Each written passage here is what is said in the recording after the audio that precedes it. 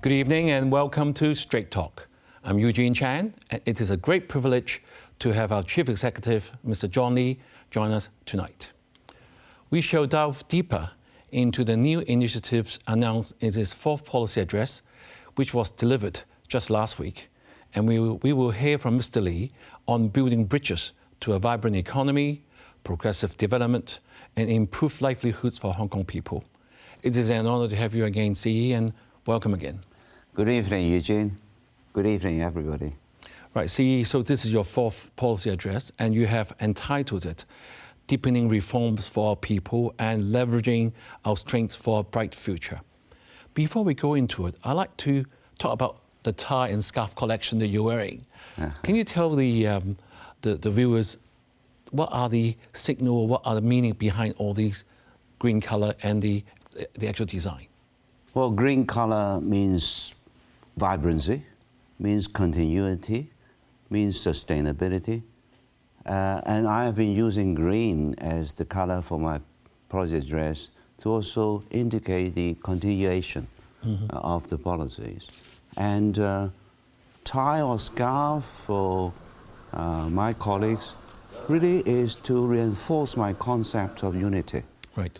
Because I believe Hong Kong is a home for 7.5 million people. We have this Hong Kong identity, and we are part of it. So building unity is, in a way, you need some identity so that people can adhere to it. Right. So ties and scarf with green as the color, also in due course highlighting all the strengths, the good things about Hong Kong. So this year I'm very grateful to the design team. They have combined the three bridges of Hong Kong, Right. which are not just the great things of Hong Kong. They also mean that Hong Kong's position as a super connector and super value adder. So a lot of good meanings in it. In my past 4 years, I always believe unity is important. So I don't just talk about unity within government. I talk about unity within Hong Kong. Because individually, we're just a drop. But together, we are the ocean. Right. So the strength will be much enhanced. Yeah, one comment that you often use, or one verse you often use, 1 + 1 can be more than 2. That's something that Greater we often than 2, use. Yes.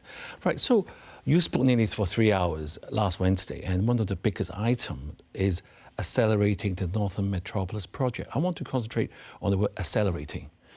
You have given me an impression that you want things to move faster because Hong Kong had a lot of good things with us over the last decades, but then things are a bit slow. So how are you going to sort of accelerate what we needed in the Northern Metropolis?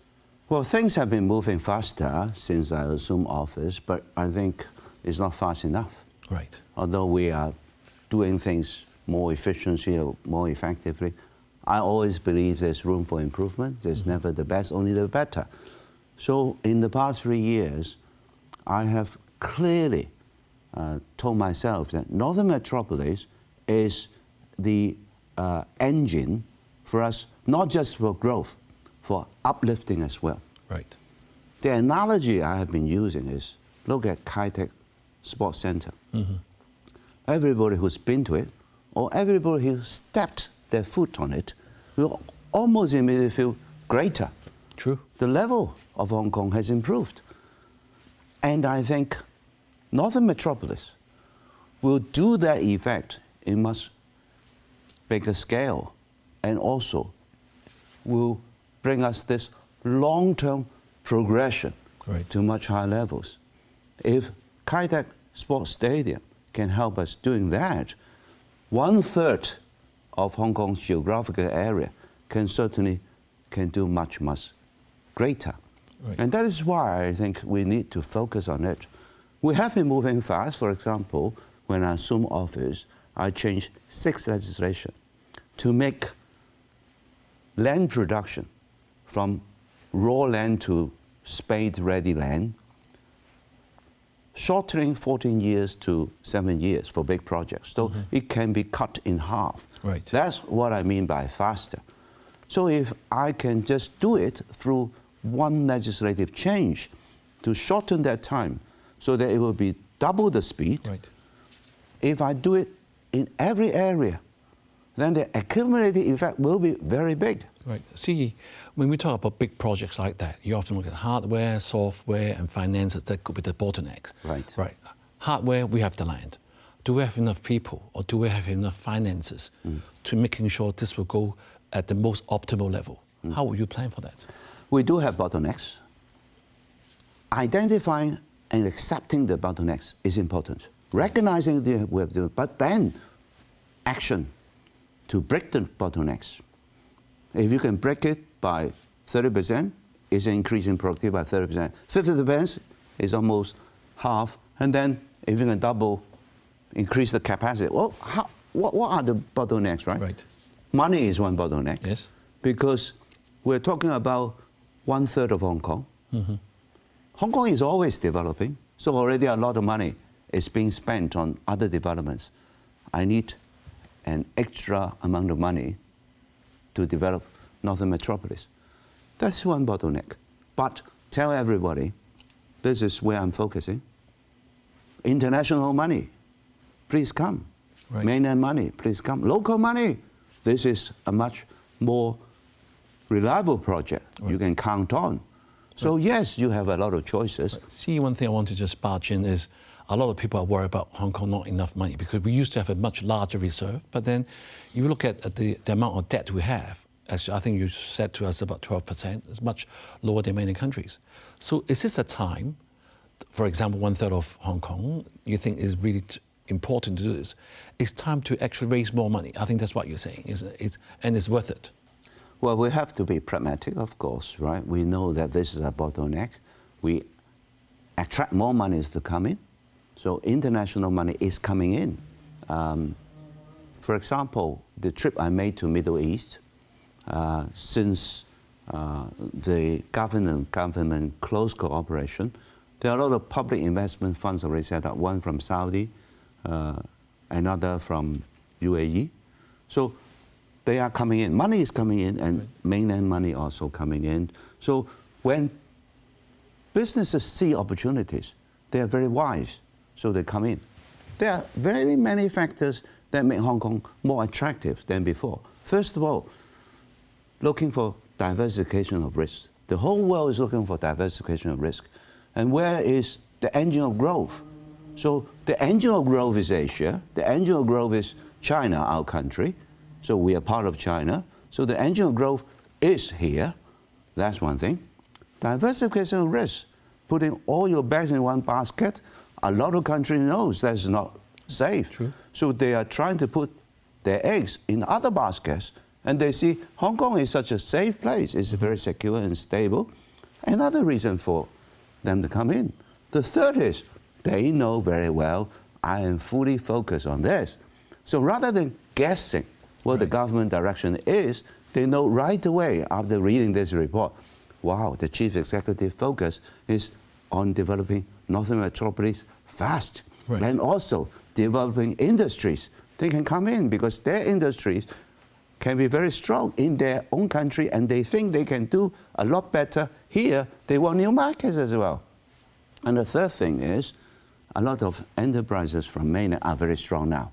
They want to find new markets. Right. They want to go through Hong Kong to find new markets because we have the network, we have the experience, our professional services are very strong. They need this. The enterprises themselves may be very strong, but they need the support.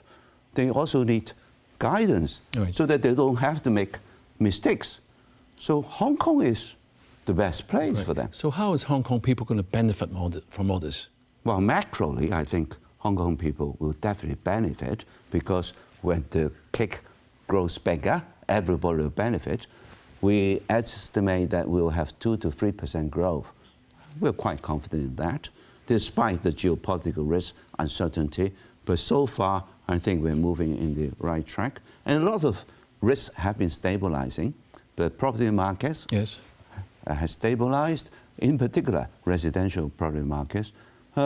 So macroly, we will benefit. And in fact, international assessment has already endorsed that. Okay. Our positions in different aspects have risen.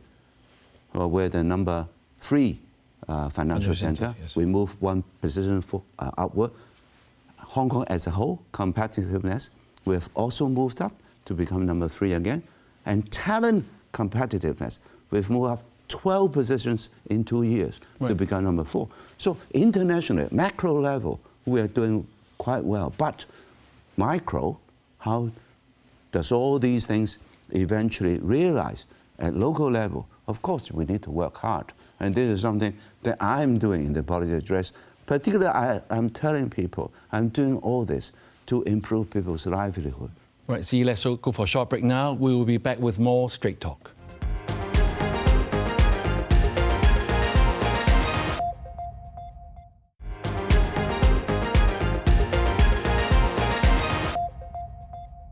Welcome back. We have our Chief Executive, Mr. John Lee, talking to us about the rationale of his 2025 policy address.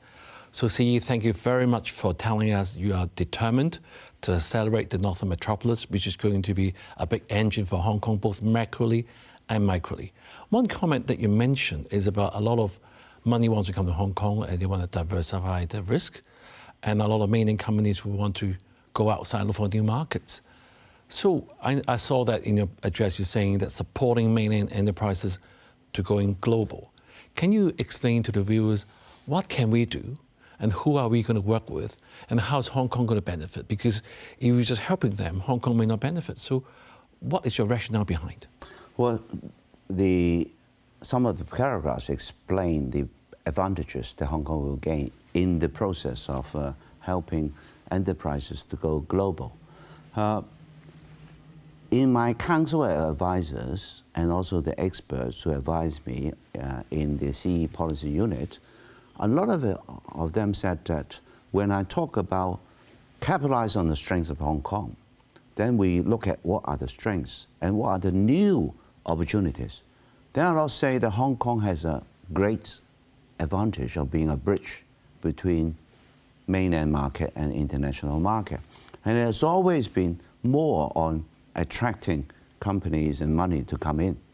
But they say the new opportunities should be on going out. Right.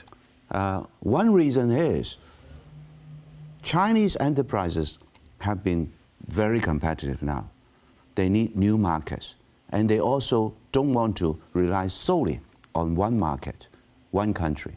So they want new markets and they want to go through Hong Kong because of the added value we can give them, which means financing, supply chain management, professional services, network experiences. And my last visit to the Middle East, when I took together with me over 25 enterprises from the mainland, the result we got was overwhelmingly successful. Right. A lot of contracts signed, actual projects agreed, and then have gone ahead. So the beauty of Hong Kong is now in the full eye of many enterprises. So they see the beauty of Hong Kong, and they see how 1 to 1 can be greater than 2. In due course, they will set up their, say, treasury center in Hong Kong. They will use our professional services. And I'm trying to attract more banks to set up a sub-office here so that when the headquarters is in Hong Kong, they can be more focused on the international market. So when enterprises go through Hong Kong to go to the world globally, then we will do a lot of more businesses. Supply chain management, which we have always been good at. Professionals such as you get a lot of jobs. And also, our network will also expand. We will become more welcome because the players in this platform are strong players. One occasion when I went with the mainland enterprises, the project value they talk about to a lot of countries which we visited was eye-wobbling. Right. Because it is such big sums and big investment that all these mainland enterprises can offer. And so we will do, through this, do a lot of businesses as well. And Hong Kong has always been a center for different things. In the policy report, in the policy address, I've mentioned capitalizes on the center positions of Hong Kong. Different center, financial, shipping, trade center, I&T center, and supply chain center. That's very, very important. So it's not helping enterprises, it's both helping and helping ourselves, because we gain as much as they gain. And the cake will just grow. Right. Grow, I think, by many folds. So everybody benefit. Right. And Hong Kong's value, Hong Kong's beauty will be seen by more people. So that reinforcing effect will be very strong. Right. See, since you just mentioned that Hong Kong being much more united as today, one of a new initiative that you have set up is the establishment of the Heads of Department Accountability System, which they will say that they will penalize underperforming senior civil servants and hopefully address their internal deficiencies. We all know that Hong Kong is being very proud. We have ranked number 2 public service in the world, and we have very high integrity as well. Is this the right time now to give them even a push to even to go better? Or what is your rationale behind, and why now? Well, it is a positive system. It is not a negative system. Right. It's a positive system for even greater improvement. We are number 2 already internationally in regard to government efficiency, and that cannot be achieved without the efficiency of the civil servants. They are already very good. Mm-hmm. But then, I do this, I actually have laid out 3 purposes. A lot of people overlook the second purpose, which is a positive promotion. Right, so not just sticks or punishment, also have rewards. The other most important element is to create the public confidence in the government. Because the department head being accountable for the department's right or wrong has always existed. But public seems not aware of it, first of all, and they don't seem to have strong faith in the system. And this is because, despite that, we have always holding department head accountable for the performance of the department as a whole, we haven't systemized it. We haven't institutionalized it. So the public don't know. And now clearly I have laid out in the policy address a framework which talks about how it will be activated, the mechanism, who will then do the investigation, and how will the accountability end. So we'll deal with them where there are mistakes administratively or disciplinarily in accordance with the severity. So the system is to increase the public confidence that, well, the government will always look for continuous improvement. So that's purpose number 2, because I want them to be very fit. So the department head will now ensure that he will keep fit, the whole government will keep fit, systems are up and running, efficiently, effectively, and there's a good organizational culture for it. And he will be an active leader, not a passive leader. That is the purpose of the accountability system. And why now? Because I want to increase the public's confidence in the government even more. Even though we are already number 2 in the world, the public don't look at all these international assessments. And understandably. But I want to tell them I have a system which, first of all, demands departments to look for continuous improvement. At the same time, when they do have problems, then it will be looked at, it will be investigated, and we will deal with it according to the severity of the matter. Right. See, I mean, it's very good that you can clearly explain to the viewers your thought processes and the rationale behind all the policy addresses.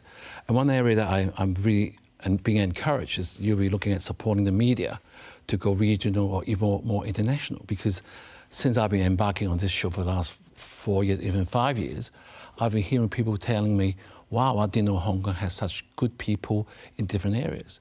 Because if you look at some of the friends from overseas, they say that by reading the newspaper or watching the television, they often get an obscured view of Hong Kong, sometimes intentional, sometimes being misinformed.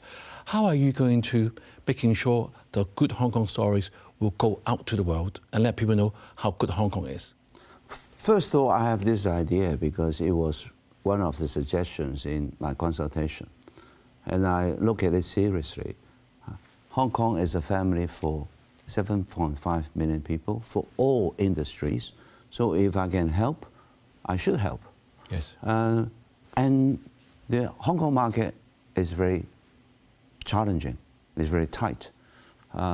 If we can make it a bigger cake for everybody, we'll go out, create new markets, it will help you. And also, I believe the Hong Kong media organization is doing very well. Mm-hmm. Hong Kong medias, they're not just a local media.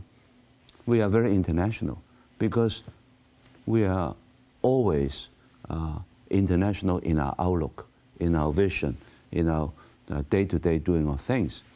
Since we are so good, then it's a matter of whether I can open the door for you so that you can show to other people how good you are. You can make use of your own network or develop new network. I have described this like this. I'm like the pilot of an aeroplane. Mm-hmm. And I drive you there, I take you there. And then I also go to open doors, government doors. Then you on board, and then you do your things. And I have full faith that you can do your job very proficiently, very well. But of course, I will be talking to media representatives, see what basically they think they want. Because I believe strongly that supply has to meet demand, and it will produce the best result if I am very clear about, say, the first 5 things that will mean most to the media organizations, rather than I second guessing what they are. Okay. So that will help, I think. It's an offer. Yeah, thank you very much. And thank you once again for sharing your insights on this policy address. And it is clear that Mr. Lee's address aims to connect Hong Kong's strength, our people, our location and our institutions to a brighter and more dynamic future as Hong Kong continues to bridge opportunities regionally and internationally. Thank you for joining us on Straight Talk and have a good evening.